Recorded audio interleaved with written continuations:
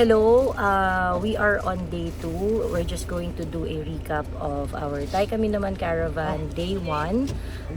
Kukwento namin sa inyo yung mga mahalagang event na nangyari kahapon.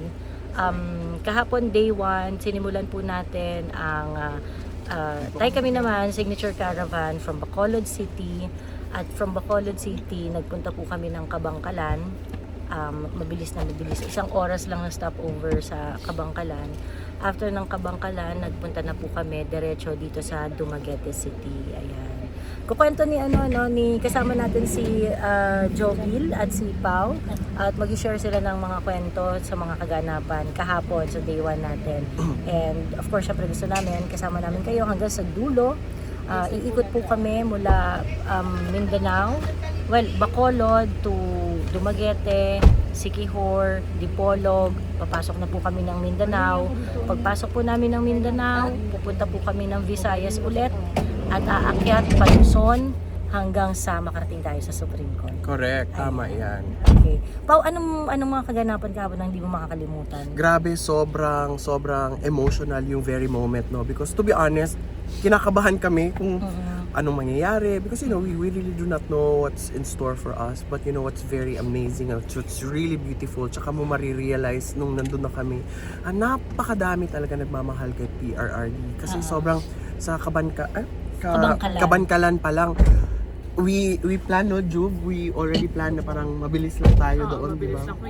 Quick stop. Parang photo op lang sana. Oo, pupunta lang kami doon, titignan namin Kabangkalan. Pero sobrang hindi enough yung 1 hour. Oo, hindi naging enough yung 1 hour kasi lahat nagsipuntahan, pumunta, ang daming pirma. Sa trabaho nila. Yun yung amazing, di ba? Tsaka nung pag Dumaguete, gulat kami nila Jovel, nila Ate Joey. Kasi nung mga dumating, mga doktor! Oo. Ang daming doktor!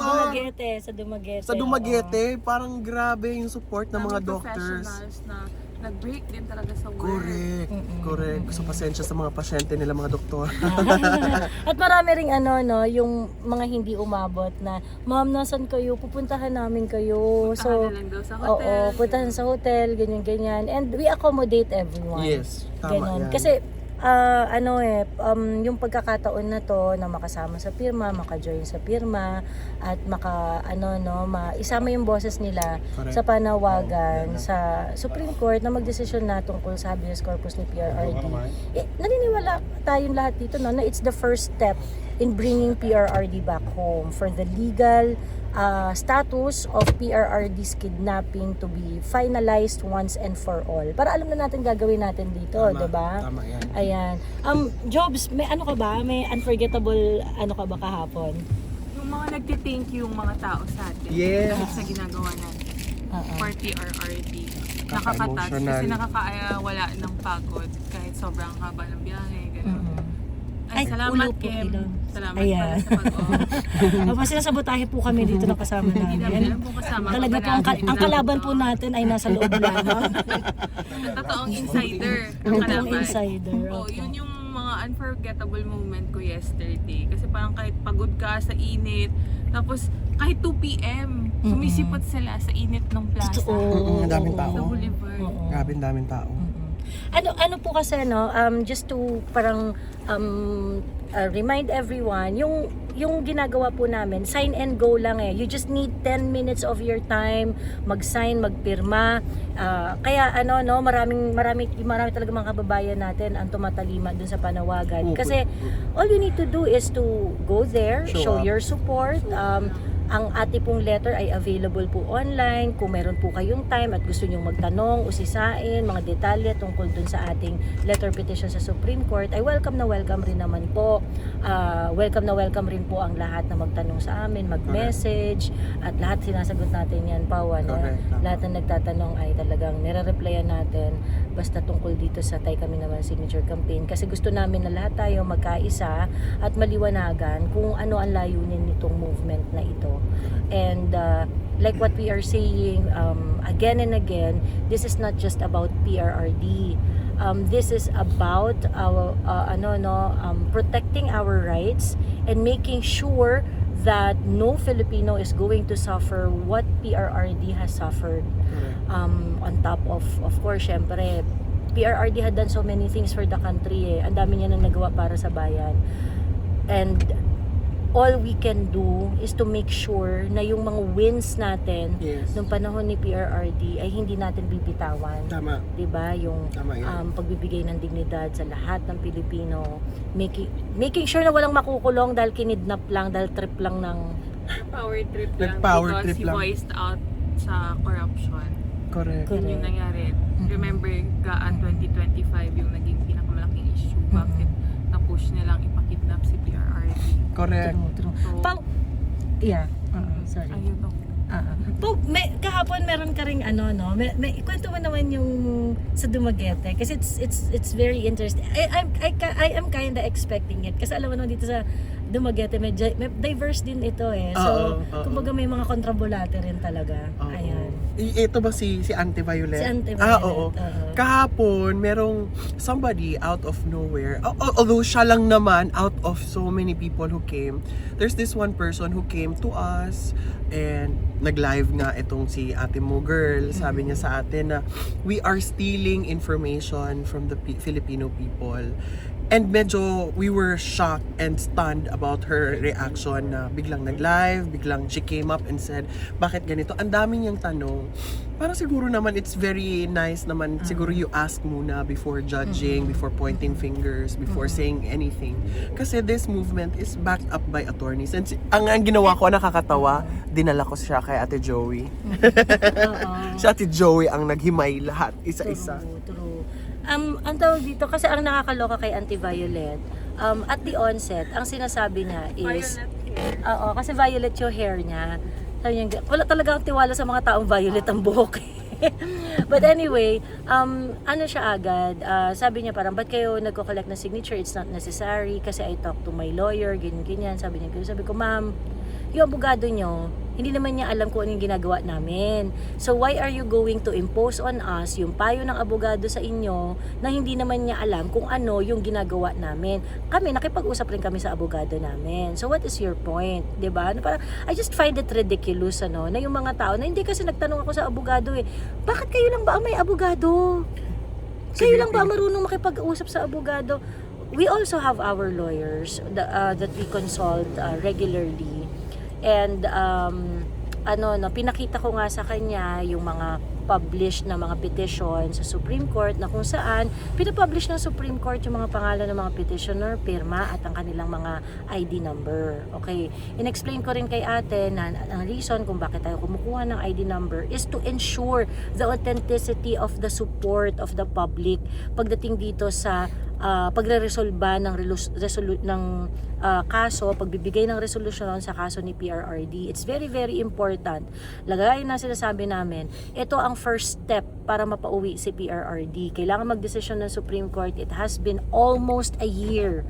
We're going 10 months. 10 months. We're going 10 months. And one day para sa 80-year-old na nandun pa siya sa